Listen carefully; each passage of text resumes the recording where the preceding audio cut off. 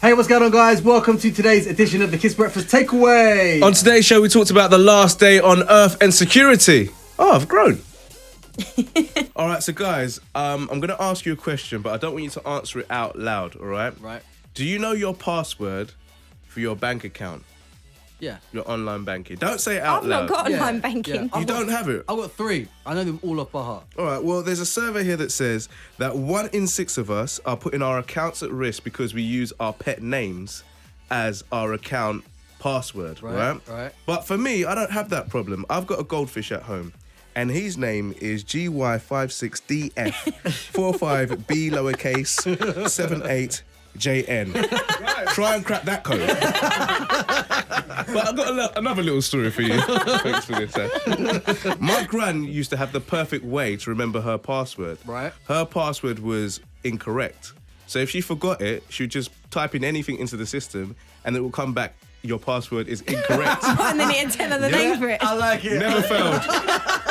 God bless her soul. Genius. I want to talk about hiding from people that knock on your door and then potentially getting caught. My dad did the biggest, funniest thing over the weekend. So basically, I'm probably going to get in trouble for doing this, but my neighbour knocked at the door. Now, my dad was getting ready, so he didn't have a lot of time because we were going out in about 10 minutes. So he's basically jumped on the floor like Action Man, like lowered himself. I've got a dog, so the dog is barking like the house down. Didn't answer the door, barking. She's rung on the doorbell about 4 times. He then gets up, like sneaks to the back garden, goes outside, and she's over the wall. Busted. He's like, oh, sorry, I didn't see you there. She's like, I've been calling on the doorbell for 10 minutes. Well, it was about, it must have been about 10 years ago now. Me and my brother were playing football in our garden and we kicked the ball over. Now, the neighbour's house, we used to hate our neighbours and they hated us because we always used to kick the ball over and they got so fed up with us knocking, they never answered the door. So one afternoon, we lifted the fence panel up because it was like a slatted fence, so we could lift the fence panel up and we climbed through. We got the ball and then they started coming out their garden. So we were like, we can't slide the fence panel back up so they'll know where we are. So we had to hide in the bushes. But then the worst thing is then all their family had come over for a barbecue and we had to hide there for about 2 hours. To get more food. My mum and dad were shouting for us, like, where are you? And we had to like try and throw things over the fence and tell them we were there and we were hiding. Jokes. Proper I jokes. like that. Thanks, Lauren. If you're listening, you might want to sit down, guys. In the studio, you might want to sit down as well. I've And got you, to Mel. study. Oh, sorry, you are. Hey.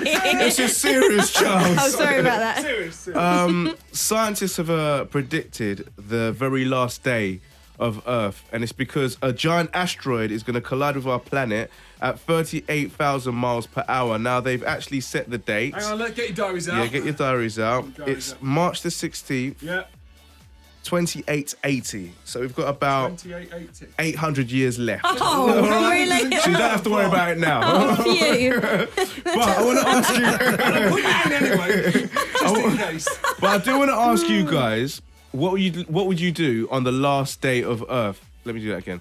But I do want to ask you guys, what would you do on the last day of Earth? But I'm going to split it into categories.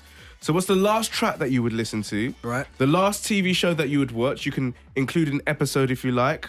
And the last thing that you would buy on the last day of Earth. See, the track that I would want to listen to, I don't know why, I just like it. It's kind of a nice kind of ending kind of track. Michael Jackson, Man in the Mirror. Yeah. It's a nice one. TV, Match of the Day, standard. Really? Yeah, standard. I'd go out watching Match of the Match Day of the all day, Day. That's so every day. funny. I'd be at home watching Match of the Day. I don't care. And the thing that I would buy, I'll buy a rocket from Richard Branson to get the heck out of here. Good point. Rick, Charles? Track would be Save the World, Swedish House Mafia. It Nice. might help, you never know. late. You never know, Ad. TV show, Jeremy Kyle, just to remind me of what I won't be missing. That show is so depressing. It's unbelievable. Mav, what day is that again? Tell us the day. That is March the 16th, 2880. Right, that is a Saturday.